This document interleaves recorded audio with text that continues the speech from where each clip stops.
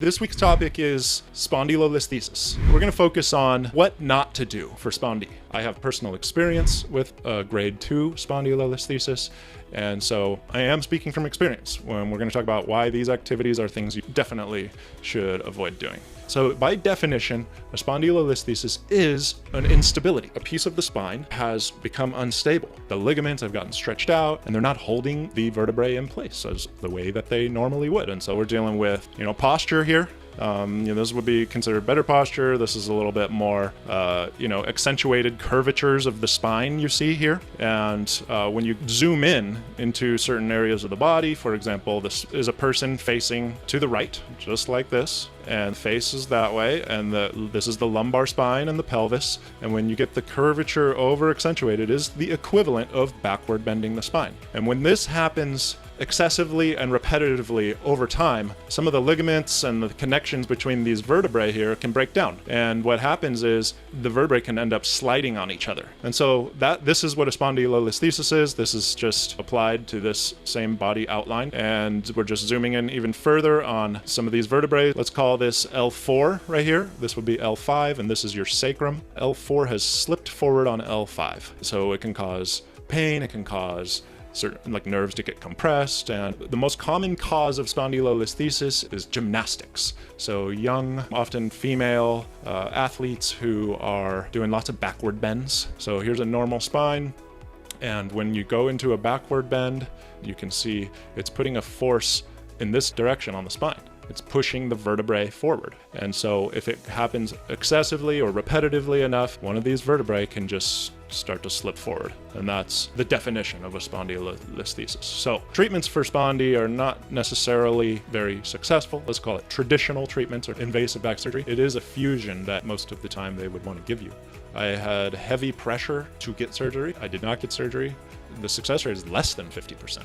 It's closer to 35%, and I don't even like the way they define success. If the pain is not worse than before the surgery, doesn't mean it has to go away. It just can be the same or better, then that's a successful surgery. So when we're talking about things to avoid, of course, we want to look at the cause and try to avoid doing more of the cause. So that's going to be obvious, right? Backward bends or extension exercises. So here are some examples of things I'm talking about. Someone with a spondy might have done a lot of this in their lifetime, and you can see there might be a hinge happening in their spine, and that is causing a force in this direction. So here's another example of a common backward bend seen in yoga called the cobra. Same idea. We're putting now the force down in this direction, and we're exacerbating the instability. And here is another one. This feels like it's strengthening the back muscles, right? But not only is this spinal extension we're adding to the problem, but it's also strengthening muscles that are often too tight already. And the tight lower back muscles actually are contributing to a postural imbalance and this tightness here. When these muscles are pulling the back of the rib cage to the pelvis, it's actually very similar to a back bend. And so that is why actually people who have never done gymnastics or even yoga can get spondylolisthesis simply from living in a chronic state of anterior pelvic tilt, of spinal extension. In the medical terminology, they call it hyperlordosis. I have or had a spondy, and I'm not a female. I never did gymnastics, and here I am. Essentially, there's an excessive backward bending of the spine here. And yes, there is a natural curvature to the spine, but it can become accentuated by the muscles that are pulling on this part of the spine. These are the hip flexors here. This red arrow represents the lower back muscles here, and so you can see it's pulling up on the back of the pelvis. And as I said earlier, when the lower back muscles become chronically tight and it's pulling up on the back of the pelvis, guess what it's doing? It's tilting that pelvis forward, and that's being helped out by the hip flexors. So people are, and it's very common, often living, just walking around their normal day, their normal life in a state of a backward bend. You didn't do gymnastics, but you are experiencing the same effects, just a lot more subtly and significantly more repetitively, right? Every step you take.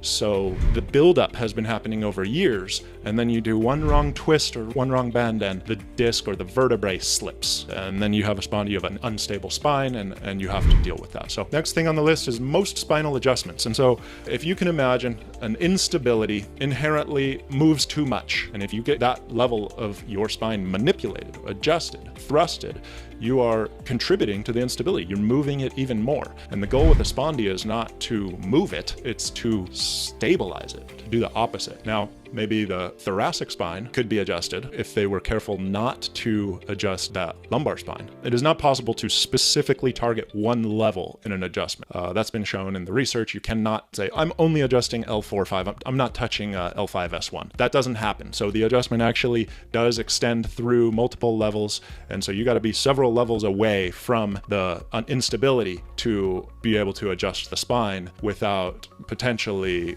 contributing to the problem, if that makes sense. So we talked about spinal adjustments, we talked about back bends, and then other extension exercises like the Superman. What about end range rotation? So rotation, right? This kind of thing, swinging your body around or doing rotation exercises. Anytime you go into end range, you're taking all the tissues and the ligaments and everything, and you're putting a little stretch into them. The ligaments we actually want to tighten up, and so you don't really want to go to end range. This is a type of exercise I just don't really recommend if you have a spondy. You're just moving that instability in there quite a bit. It's doing more harm than good. All right, deep hip flexor stretches. All right, so this you got to get into a little bit of the anatomy for. If you know your anatomy, you already know this, but if you don't, you should know this. The hip flexors, represented by this red arrow here, attach directly to the lumbar spine. And when you stretch a muscle, you're lengthening it, you're pulling on it, you're pulling on the ends of it, and guess what's happening? It's getting pulled forward by stretching that muscle. Here's another view. Here's the hip flexors attaching directly to the lumbar spine. You stretch those muscles and you're not stabilizing your spine with your core. Guess what? That spondy's getting pulled on in the forward direction. That's the wrong direction to pull on.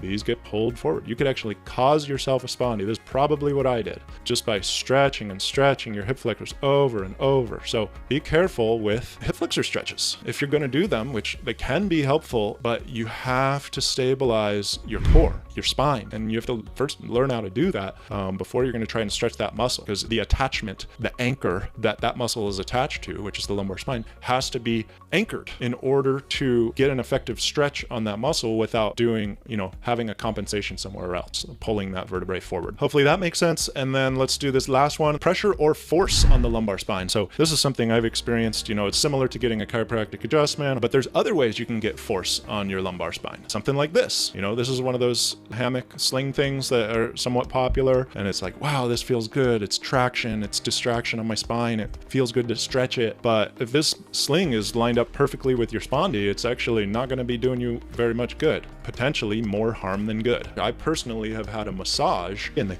pushed down on my lumbar spine because trying to make me feel good or whatever, and it exacerbated my spondy that I had stabilized for potentially even years, and I could just feel, wow, it's loose in there. And so pressure on the lumbar spine from massage or self-manipulation, stuff like this, the foam roll, you don't at all want to foam roll your lumbar spine if you have a spondy. And other things too, like some back supports for sitting, right? They kind of come out to support the small of your low back, and if that's pushing too much forward on your lumbar spine, it's the same thing as a force in the wrong direction, and it's going to pull that spondy forward more. So hopefully that all makes sense to you. Next time, we're going to talk about what are the things that you want to do. What are the right things to do so that you are potentially not only eliminating the wrong things, but also adding the right things, and that can have a significant impact on making progress. Thank you for being here. Don't forget to hit that like button, support the stream.